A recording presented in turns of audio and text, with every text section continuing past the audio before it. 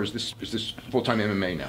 I love full-time MMA right now. Full-time MMA? MMA. Nothing Yeah. else? My life, man, yeah.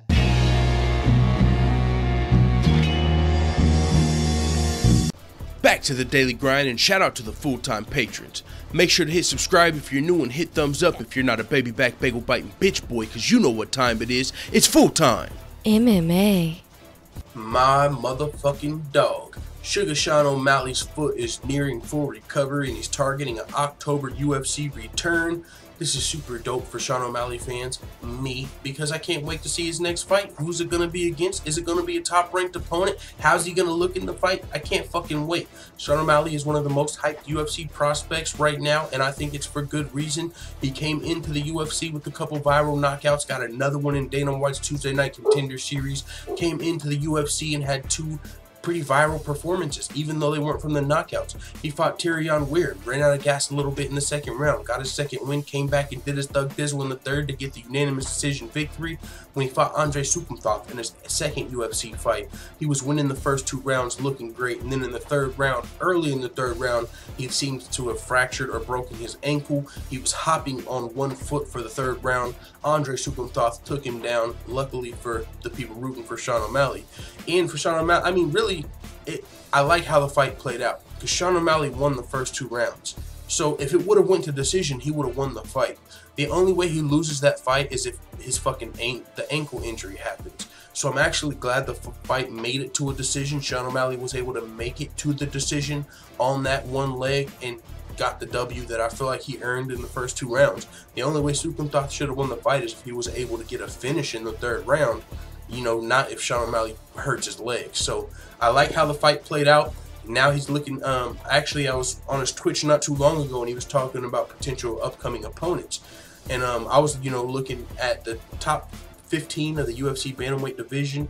I came up with two names earlier today on Full-Time MMA in the morning. Rob Font is a guy I would be scared in that fight for my dog, Sean O'Malley, because for one, I'm rooting for him. I look at the kid like my fucking little brother, even though I don't know him, never met him in real life. Still, I'm rooting for him that way, the long way. I'm riding till the wheels fall off. So, Rob Font's a finisher. 5 wins in the UFC, 5 finishes, 4 knockouts.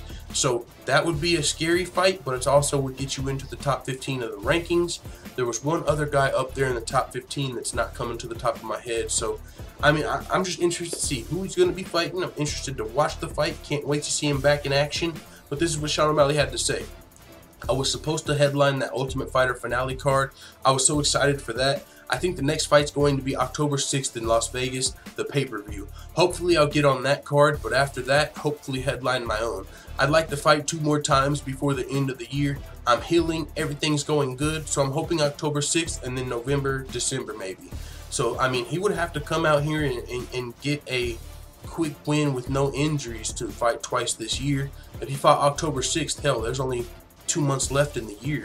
So he would have to come out somewhat uninjured, you know, because if he's got even a 180-day medical suspension, hell, I mean, if he had a 90-day medical suspension, he couldn't come back that year, right? And Amanda Nunes got 180 days after her fight at UFC 224. So if Sean O'Malley, he would probably need a quick finish to be able to get a quick turnaround like that, which I'm sure he's rooting for anyway, because even after he had success in his first 2 UFC fights, he was still not happy with it. Like, God, I wanted to finish both fights. I was fucking impressed as hell. Like, you came back versus Tyrion Weir, so you even answered more questions. People don't question your cardio as much. Then versus Sukumthoth, you showed you would fight through injury, still won that fight. So I was even more impressed with those decisions, but he wasn't. He was like, man, I wanted to finish. Like, I was going for a finish. I want a finish in the UFC. So that's going to be dope if he actually is able to get that in his next UFC fight, and it would also allow that possible quick turnaround. So with that being said, you guys know I'm going to keep you updated on this situation. Let the Full-Time family know what you think in the comments. I'm out. And as always, thanks for checking out this video. If you want to join the notification gang, make sure you hit subscribe and also hit the bell next to it so you're notified every time I upload a video. And if you want to help this channel reach its full potential, consider hitting the PayPal link in the description or going to patreon.com/fulltimemma and becoming a patron. I'm out. This is #1 bullshit.